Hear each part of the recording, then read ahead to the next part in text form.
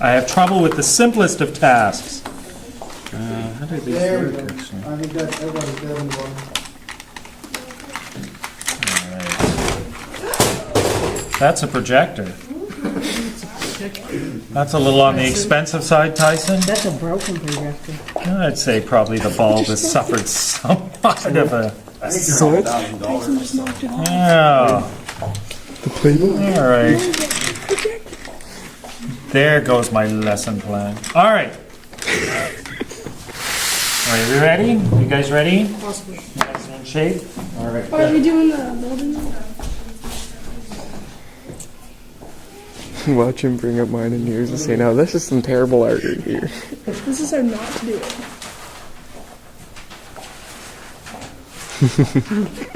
Looking good.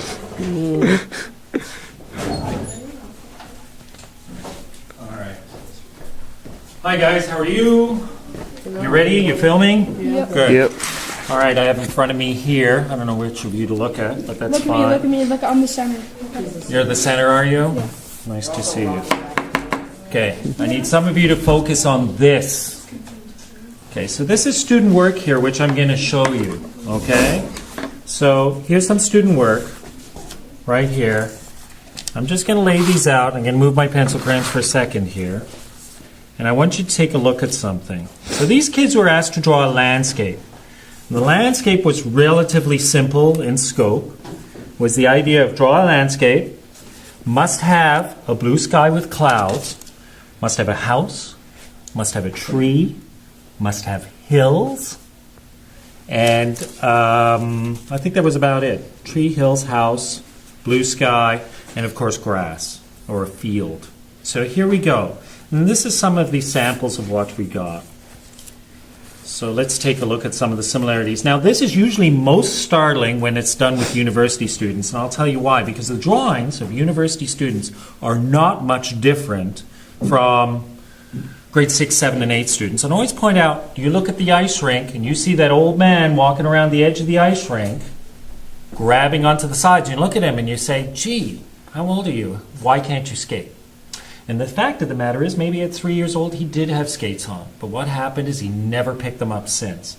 And it's the same thing with drawing. Drawing is sort of a learned skill that if you don't practice, you stay the same. So when you do this with grade 8 kids, let's look at some of the things we get here.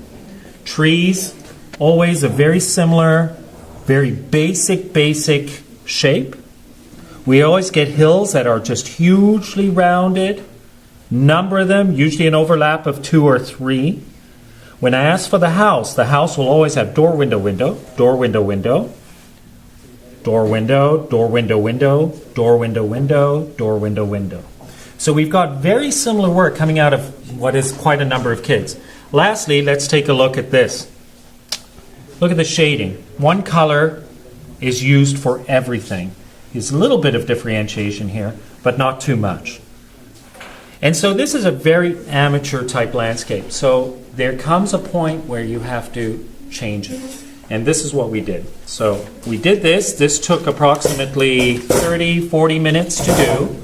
The kids were required to color it. Not all of them got to color it. A lot of them did this evil sun. The evil sun, I call it the evil sun because I really just like to discourage people to pay attention to light rather than the actual light source, which is the sun. Very difficult to draw. And so we gather these up and we put them aside. And so here is the actual thing. But the rest of the class, which took another about 40 minutes, involved doing a landscape. But this time we decided to work on a couple of areas. One particularly is just talking about the use of negative space in describing these clouds. So let's do that first. So if you take a look here, I don't know who's focusing on this, but this is a set of pencil crayons, a lot more elaborate than what you need. I'm only going to use about 6 colors for this. I've obviously got whatever I want there, and so it's like this. I begin to shade. If you notice, the sheet of paper is a lot smaller because I really want to concentrate on quality. I begin to outline my cloud very lightly. Not the caterpillar clouds, that I've seen in the past examples here, but something a little more sophisticated. You can show kids pictures of clouds. Doesn't take a lot, but something a little more sophisticated. And if you notice, the clouds are really drawn with the same color as the sky. And we just do some quick shading. We could take our time over this, but I just want to kind of get it done. And this is about the speed that I demonstrated it in front of the kids. So if I took a lot more care of this, of course it'll look excellent. But it's really up to the teacher to practice blending with pencil crayons and finding that right happy medium of time spent on the demonstration and also an effective product at the end. So here we go. So I'm shading, just rudimentary shading. Now, I usually stop at this point and I go, is the sky all the same color all the way down? And if you look out the window, the sky is very dark. I actually looked out the window. Too bad I had the blinds wrong. If you go outside and you look out the window, you're going to see the sky is actually a little more gray, has more gradient to it. And this is where I encourage kids to take just a second color. And they all have this. You guys all have your pencil crayons. And we just start shading down, down, down, down, down, down, down, down, towards the bottom. And we start getting a little bit more sophisticated. Do a little blending. By blending, we just take the two colors, and of course one just goes into the other. And we carry the light color up on through. Just like so. So our cloud now is very defined. It's a nice white cloud right in the middle of our page. We've got roughly a gradient going on in the sky all the way down, just like so. And I carry it down. And if you've got the color, you can even reach for something like a lighter color. I just happen to here, so I'll use it, but two colors are fine. And I carry it just a little bit further all the way down. And I stop right there. So I've got a gradient sky. Might just carry this color through a bit. And there we go. And go back to the top, just throw in a little more dark just to get some of that going there. So I demonstrate how three colors can be used just as the start of the sky. Then, what was the other requirements? A field. I immediately grab something like an ochre color, which is kind of like a mustardy color, or a light green, which kids are familiar with, and I go there. There's the requirement of the field right there.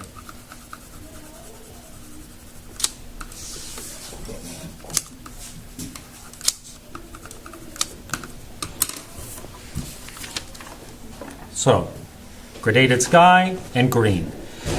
Most kids can do this, and this is where part of the education comes in, this is where a little practice comes in. I always point out to the fact that as we go into the horizon, colors become a little cooler, a little darker, so I encourage them to take a second shade of green. And I almost have too many choices here. I'd spend half the time trying to pick one. I'm just going to grab this green, and I'm just going to do this. I tell them to watch the arc on their hands so we don't get that kind of rounded landscape. We keep the horizon nice and straight, and I just bring it down like this.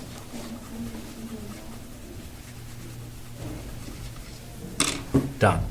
Then I talk about the hills. And if we look through at some of the early drawings of these kids, you kind of see hills very, very much rounded. I often compare them to, I don't know what, they're just these mounds like that.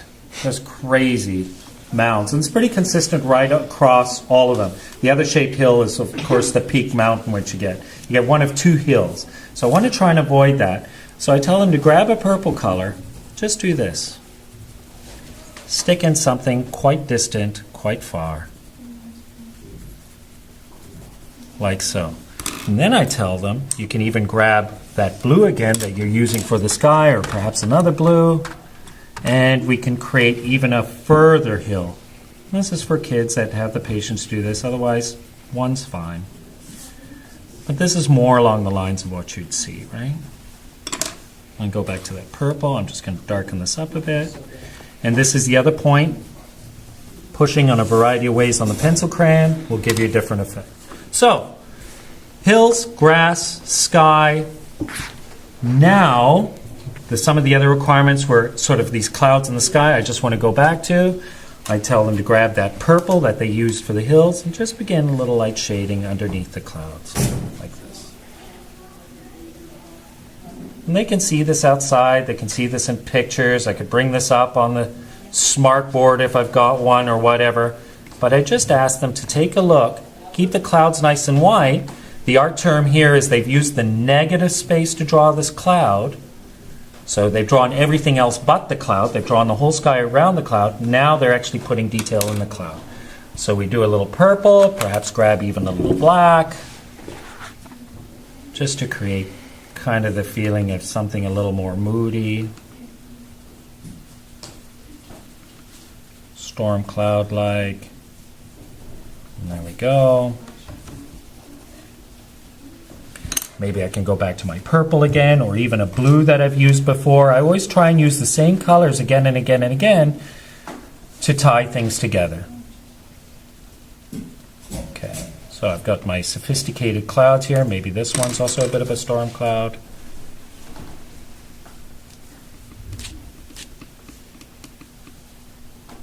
And there we go. Clouds, sky, hill. Now, the other requirement was a house, and this is where everybody loves to